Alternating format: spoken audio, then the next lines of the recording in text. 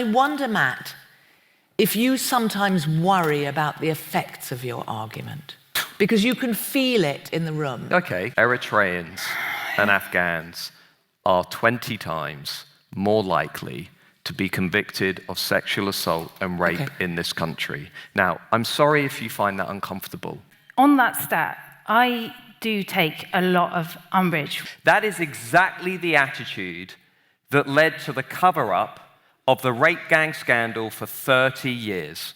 That's why we ended up... Professor Matt Goodwin was brilliant in this debate as always. Most of the audience were progressive liberals who want open borders. The motion. Welcome them in. High immigration is good for Britain.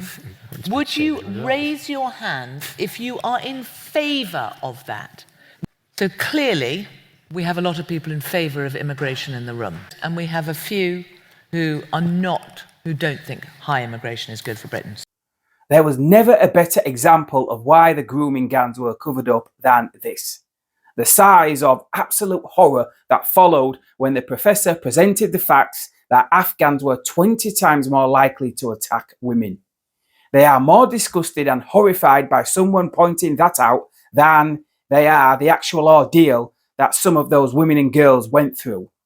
His opponent, a typical no human is illegal liberal, wanted to ignore those facts because she said the real threat to women comes from men they know.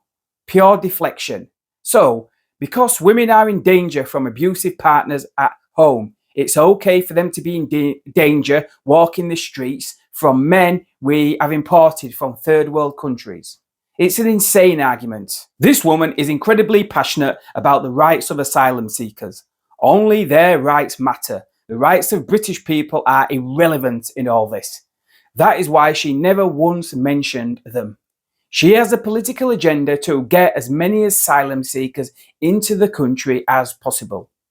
Douglas Murray, in his book, told a story of a woman working with refugees who was brutally attacked by a group of migrant men. Her colleagues visited her in hospital and told her to keep quiet about her attack because it might harm their project if she spoke out about it and reported it to the police. Just think about that. For these people, not being accused of racism is far more important than the lives and welfare of women. It shows you the power of beliefs. Once people have been indoctrinated into a belief system, they'll defend it no matter what. They'll even cover up murder and child abuse to defend it. Take a listen to this. And I wonder, Matt, if you sometimes worry about the effects of your argument, because you can feel it in the room. Okay, so can I take that point head on? Because Please do. The views that, let's say when Jonathan said, I support an open liberal migration policy, let's say something equivalent to a continuation of the status quo, that's a 10 to 15% position in this country if you look at the national polling.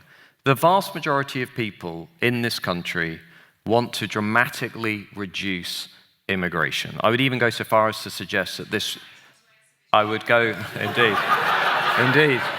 They're so desperate for change, they want to head over there.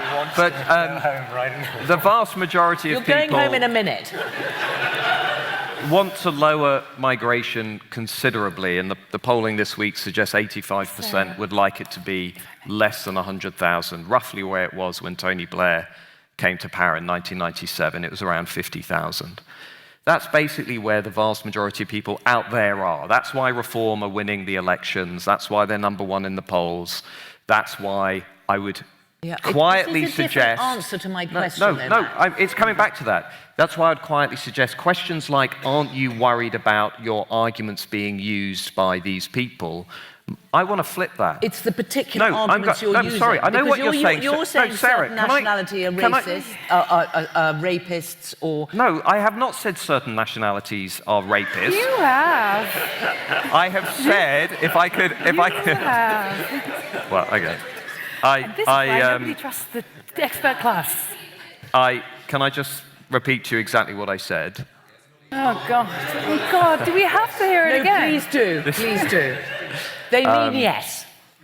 what I said, I was very clear with my language. Eritreans and Afghans are 20 times more likely to be convicted of sexual assault and rape in this country. Now, I'm sorry if you find that uncomfortable, but that is based than British nationals.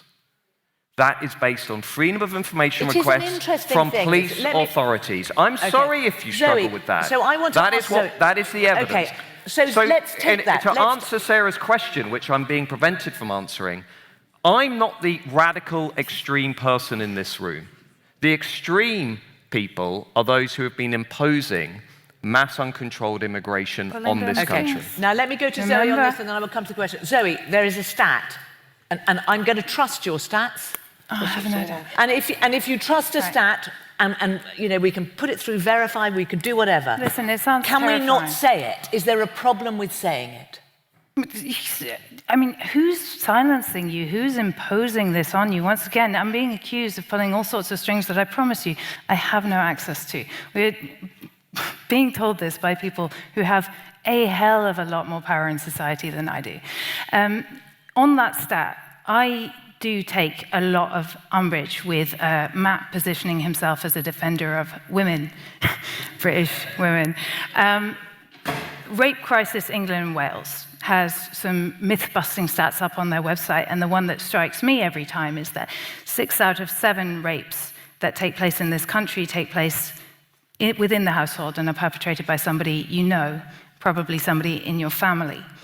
It's not something that I think is worth scoring cheap political points about, but I do worry that by positioning this story about migrants as rapists, we are actually making women and girls and children less safe by giving politicians a scapegoat to blame when really we need to address a very deep and dark and dangerous part of our society, which is sexual violence against women and how it really happens and what really goes with it.